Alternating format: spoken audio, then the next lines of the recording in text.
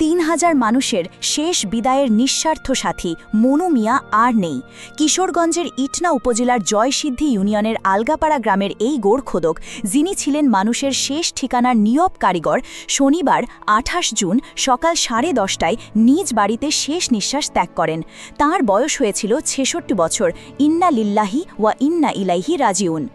মানবিক এ মানুষটির মৃত্যুতে চারপাশে ছড়িয়ে পড়ে শোকের ছায়া।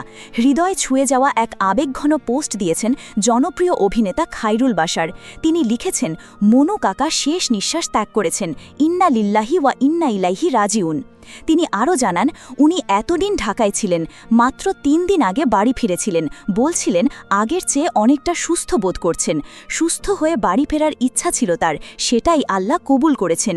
তিনি চাইতেন সুস্থ শরীরে নিজের বাড়ি থেকেই আল্লাহর ডাকে সাড়া দিতে, হয়তো সেভাবেই চেয়েছিলেন বিদায় নিতে। খায়রুল বাশার আরও লিখেছেন, উনার মহৎ কর্মের প্রতিদান নিশ্চয়ই আল্লাহ দেবেন, হয়তো স্বপ্নের সেই প্রিয় ঘোড়াটিও উনাকে জান্নাতে উপহার দেবেন। সব শেষে তিনি সকলের উদ্দেশ্যে অনুরোধ জানান, মনু কাকার জন্য দোয়া করবেন, আল্লাহ তাআলা যেন তাকে শান্তিতে রাখেন, আমিন। এক নিঃশব্দ নায়ক চলে গেলেন, রেখে গেলেন দোয়ার মতো ভালোবাসা।